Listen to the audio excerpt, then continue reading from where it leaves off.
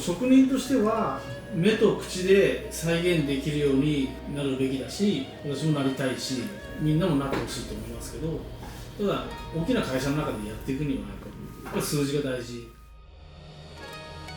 僕は職人が店の中心にならないように気をつけるのは気をつけますね。お店ってのはお客様のものなんで、我々がスター気取りにならないように、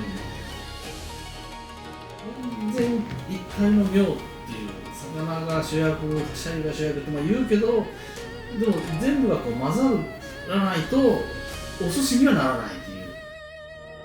やっぱり我々は寿司屋なので、どこまでもやっぱり美味しいお寿司を中心に据えたい。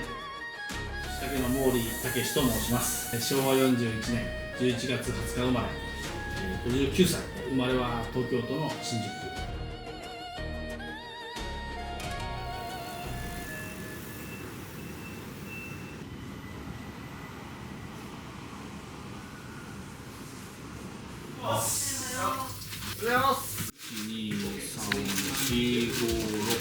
私7名ですかね。店舗ができるの。今大体3人3人で回せるように考えてまして、今の時代なんで週休2日、はい、で労働時間も長くないようにっていうふうに考えると、そのぐらいの人数でもちょっと足んないぐらいかなっていう感じです。フル株でもう8年目の工藤です。今2店舗目の大将やってくれて、別店舗に、はい、いらっしゃい。頑張ってください。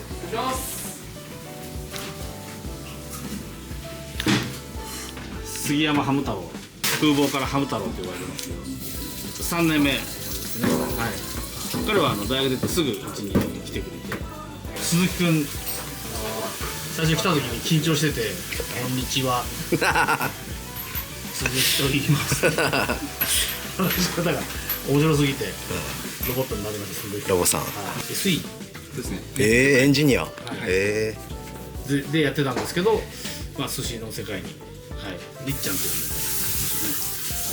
彼もねまだ入って数日、ね、はい、でも仕事を早く覚えたくて休みの日も出てきちゃうぐらい情熱に燃えてますね。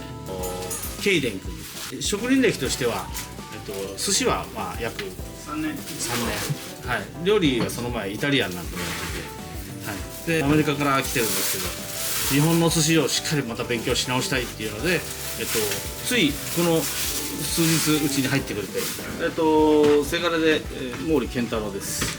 お願いします。アメリカの大学出てまして、ニューヨーク州立大からアメリカで2年間サラリーマン、その後この世界に入ってきて、今まだ修行中ですけど、はい、やっております。はい、時間経つと右の方に入ってる。このヒレを残してる骨が、はい、あと頑張ろう最後取るときに、包丁を止めちゃうんです。はい、だから一つの包丁が次の作業に影響するよっていう。毎日いろんな魚を扱うと思うんですけど、はい、どんな気持ちで包丁入れたり手当てをしてますか？やっぱり綺麗におろすっていうのが一番、綺麗に早くおろさないと間に合わないし、一番心がけてるのはやっぱお客さんのことを考えて。今日は何尾分のサンマを仕込んでるんですか？今日は9尾です。9尾。はいはい。サンマが沸騰するぞ、お前早くしろ。すいません。いいよ。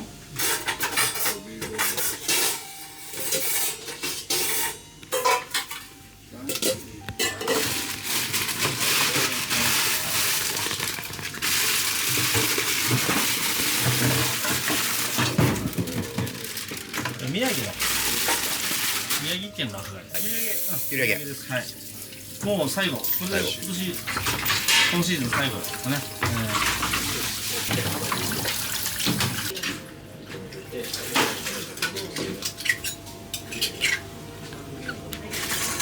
で中身のいいやつをね、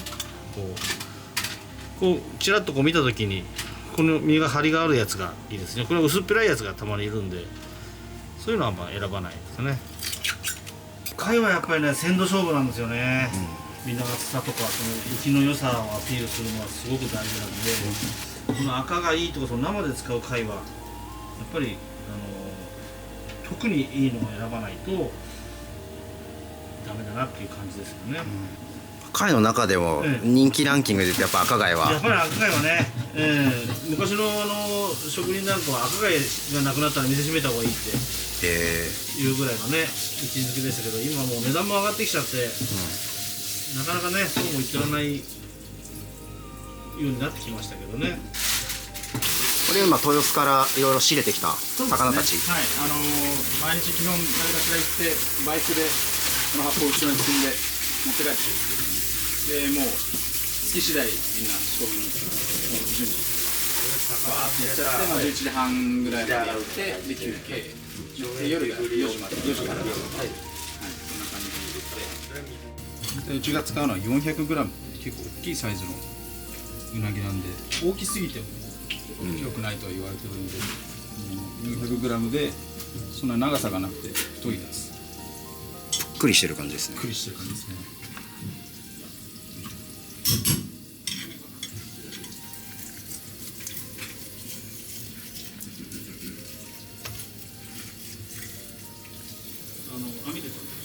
網で船で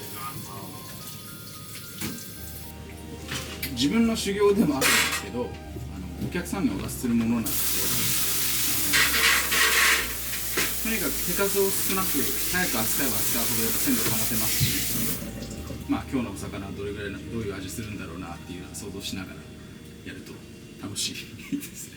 ありがとうございます。春日は大将にとってどんなネタですか？これはね思い出があって、はい。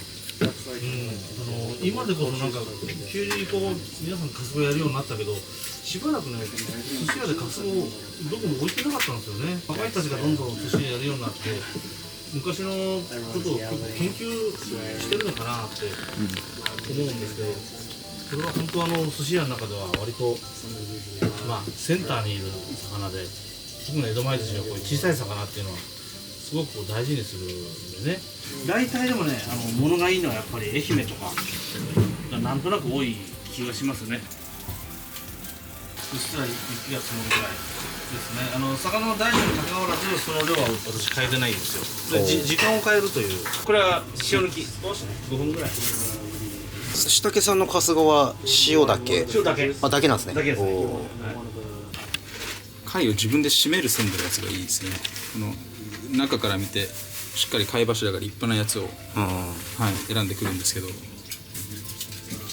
中には閉まったまま動かなかったりとか、大口開けたまま全く動かないやつがいるんで、紐をこうやってやってあげるとキュッとほら、抵抗してくる。はい、パッて締めるんですよね。ちょっとこう生意気な感じというか、生意気な感じ、息がいい抵抗してくるやつらがやっぱいいですね。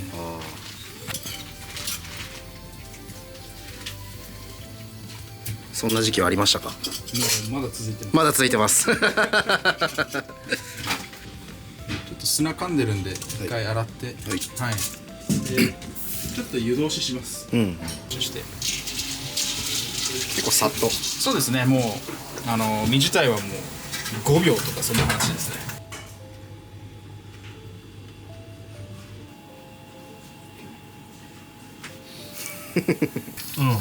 洗い物もお湯使っちゃいけないとかね言われてて、なんでと思ってたけどね。そういうのって繰り返すとやっぱ手はなんか分厚くなるというか強くなるんですか？強くなりますよ。そうなんですか。事実やっぱり3年目以降はいくらそういう仕事をしても手が荒れなくなったし、なんか人間そういうのはやっぱあるんじゃないですかね。これが墨袋なんですよ。これを破くと結構しっかりキャーってもう僕らの仕事っていうのは本当は朝やって仕込みして仕入れして仕込みして昼夜やるとね大体15時間なんですよ。それは普通なんで、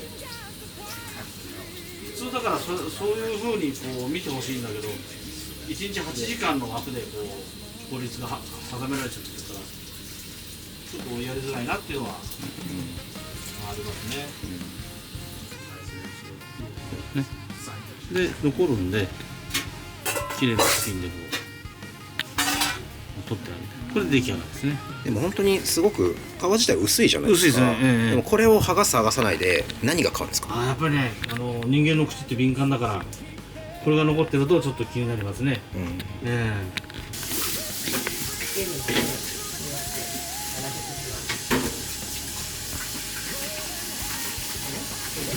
れ親方に。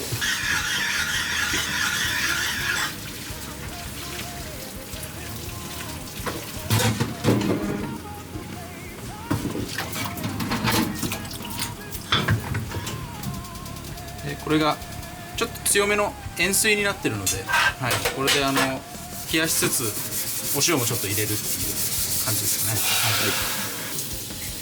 大使はもうお寿司の世界に入られて、今何年ぐらいやられてるんですか？58で、まあ正式に入ったのを22とするなら、はい。36かな。でもなんか家が寿司屋だったんで、小学生の頃からなんだかんだ手伝ったり、それこそ赤貝剥いたり、ガリカンナって言って、カンナでこう今スライサーっていうけど、これはまあ出刃ですね。親方の出刃と私の出刃と、まあこれはまあちっちゃい柳刃、万能ですね。これはステンが入ってるので錆びづらいっていうもので、ちっちゃい細い作業をやるときとかに使うんです。これはまあちょっと筋引きって言ったりするんですけど、結構刃が柔らかくて薄いので、すごく光り物をさばいたりとか、サバとか見割れしやすいやつとかを薄いやつでパパってやりたいときに使ったりしますね。彼はどういった経路で寿司竹さんに入られたんですかね？食べログに求人を出してて、その求人経由で、応募が来て、いろいろ他のお寿司屋さんも面接とか受けたらしいんですけど、やっぱり今海外の方がたくさんいらっしゃって、どこのお寿司屋さんでもやってくれっていうふうに言われたらしいんですけど、私がたまたま英語が喋れて面接も英語でやったので、今感動してくれたというか、まあね、ここだったら英語で教えてくれるみたいな、安心ですよね。はい、今日サンマが大変でしたね。そうですね。時間かかりました。でもやっぱよりなんか早くなったりするとその上達を感じたりとか、そうですね。はいはい。親方に遅いぞって言われないように、はい。やらないように。お疲れ様でした。ありはいがとうございます。7号。5から7をね、2回炊くんですよね。来てくれますね。銘柄なんていう？コシヒカリです。コシヒカリ。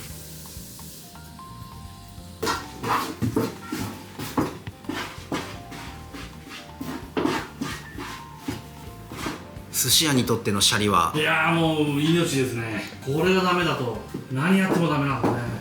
大きなのはお砂糖が入ってないんですよね。もう酢と塩だけ。やっぱり3時間ぐらいで使い切るっていう感覚ですね。どうしても劣化していくし、お砂糖の入んないご飯っていうのは保水力がないんでね。ちょっと昔よりご飯の大きさが小さくなってるんで、少し酢を強くしてるんです。先代に私が教わったのはね、酢にこだわるっていうのも大事なんだけど、一番大切なのはやっぱり塩なんですよね。塩加減。これでうちの店のいろんなものの味付け全部そうなんですけど、やっぱりうまいまずいの塩加減っていうと、塩梅っていう言葉がありますけど、酢と塩がね、ドンピシャ合うとちょっと甘く感じるんですよ。引き締まる瞬間ですよね、これね。さあ、お客さん来るぞっていうね、隙はないかなと、自分自身にも店にも神経が高ぶってくる時で私は好きですね。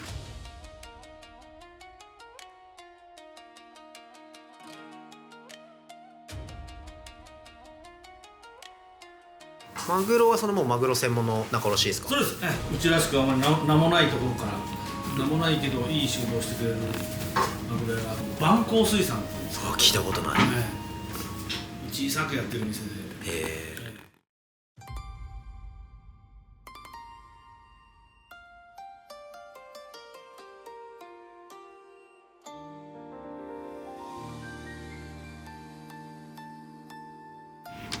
いません。いらっしゃいませ。はい、どうぞ。こんにちは。ありがとうございました。ありがとうございました。はい、どうぞ。今日はよろしくお願いします。お願いします。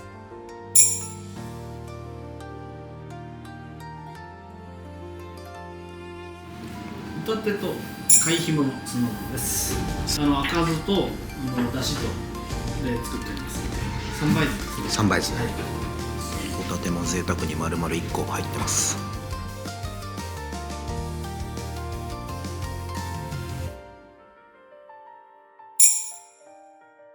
あんまりちっちゃく握んないんですよ、私。いや、その方が嬉しい。シャリ美味しいです。ありがとうございます。シャリ美味しい。筋肉ですね。シャリうまいっすね。いや、美味しいっす。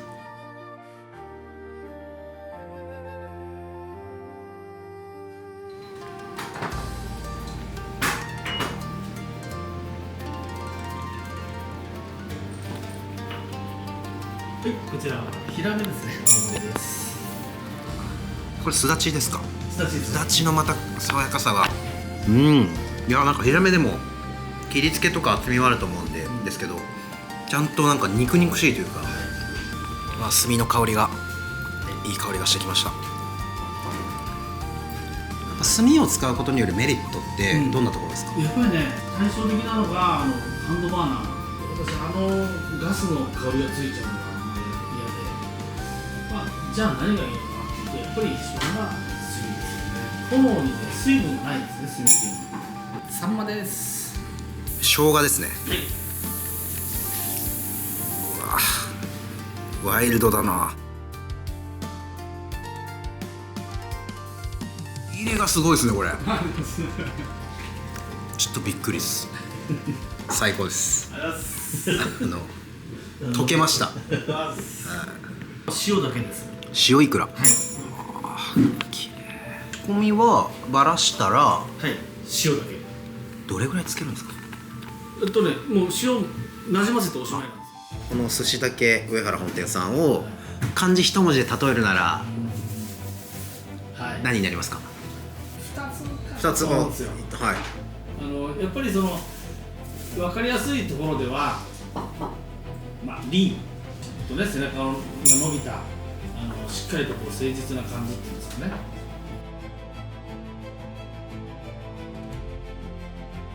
締まり具合がすごい。うん。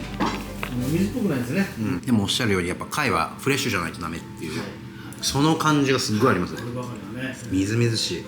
でもね、やっぱりもう一文字欲しくて、それはね、寂しいっていうじゃないですか。弱。わびさびのサビですよ。飾らないけどよく書き清められた、ね、小さないおりでピシッとしたお料理を出す。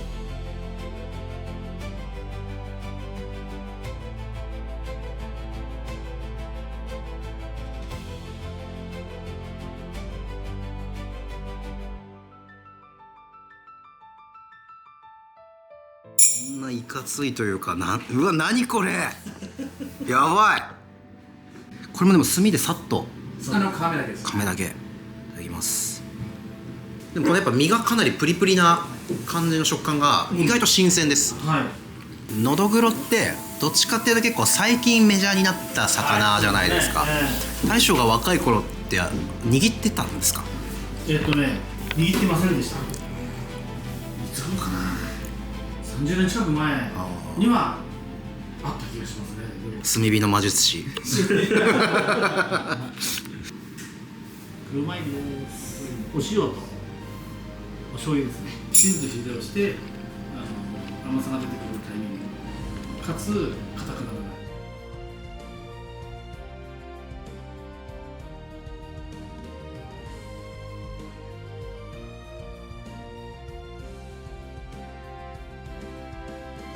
超贅沢なトロテッカですよねなぜ大トロとこのやっぱちょっと香りのある海苔、ラッパ型の手巻きが流行り始めた頃に先代がね中トロをポンと置いて、でその上からね、今は私手でやりましたけど当時は置いて、でパンと海苔でこう挟んで、これ食べてるよ、これ食べるのが一番うまいんだって、子供の頃に食べさせてもらって、それから私はこういうふうにやるようになったんですね。はい、予約方法はどうやったら取れますか？はい、ネットで、ホームページから寿司竹で検索していただくと、出ますので、そこの予約タグからでもいいですし、Google マップから見ていただいて、そこに電話番号も書いてますので、お電話いただいても大丈夫ですね。コースは設定してますけど、お好みも OK ですね。あ、そうなんですね。はいでおまかせのコースだとはいいくつか種類があるんですか？はい、一応握りをメインにして食べていただきたいと思ってるんですけどもね、はい、その握りの、おまかせが、21,018個ですね、はい、でその握りのちょっと少ないやつ12個、日によって13個なんですけど、これが16,000円。おつまみを少しね召し上がって、いたいお客様にはおつまみを5、6品と握り12個で同じく21,000円というコースをご用意しています。何の頃ですか？これは車エビ。贅沢。はい。塩45のお酢は、水数が15分とその後1回休ませて、最後に外側だけ浮きずでピシッと締める。ちょっとこのおぼろが見えてる感じがまたたまらない。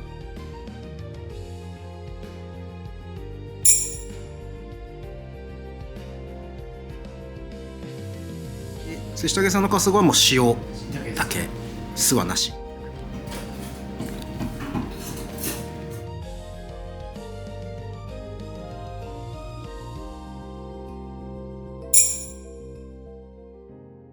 のちょっと湯引きしたピンクっぽくなってるところがまたいいですね。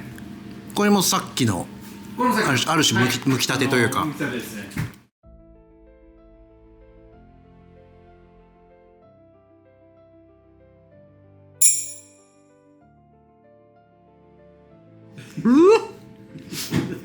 まあ関東風蒸してる、カリッとではなくトロッとですよね。そうですね。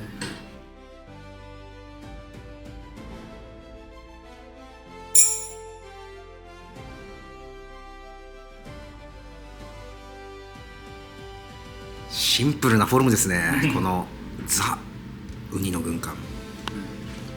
でも今日のウニはすごいやっぱ濃厚な感じですね。うん、そうですね。浜中のね、特徴です。じっとりしてくる感じ。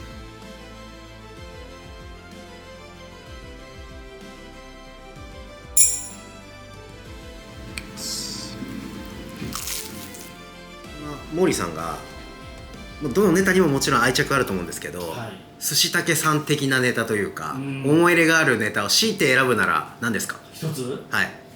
アナゴかな。穴子、うんその心は？好きだから。好きだからどんなところが好きなんですか？選ぶアナゴはやっぱり脂のあるいいアナゴを選ぶんですけど、それがこう炭火で炙ってね、でずっとうちで使ってる煮詰めとご飯とわさびとこうね混ざった時に好きなんですよ。煮たやつを最終炭火で直前に、はいそうです。やっぱ塩もちょっとこう塩味ももちろんあるんですけどちょっと甘く感じるというか、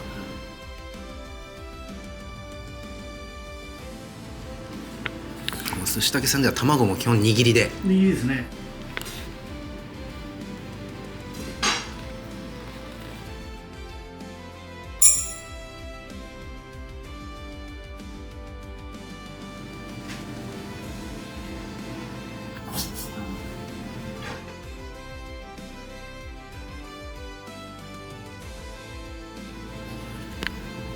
はい、味どうぞ。すごい香りがしますねこの味。いい味ですね。やっぱこの皮目の輪郭がプリッとして、はい。でもなんかただ怒ってるだけじゃない食べ応えはありつつ、結構この身のしなやかさというかふっくら感みたいなところを結構それをはい。目利きとして目利きっていうか手利きっていうか。手利きそれを結構好んで、はいそういう魚を、い特に小魚は、お客さんが美味しいなってこう言ってくれる、値段の割に安いとかね、お店が素敵とかじゃなくて、食べたものを美味しいなって言ってくれる時は本当にまあ充実感がありますし、やっぱりそこですかね。なんかまあそういったその美味しいをお客さんの美味しいをいただくために大切にしてる考え方とか、まあそういった価値観ってありますか？はい、やっぱり僕ら毎日同じ魚をこういじってるんでね、魚の鮮度ってこうだんだん落ちていったりするじゃないですか。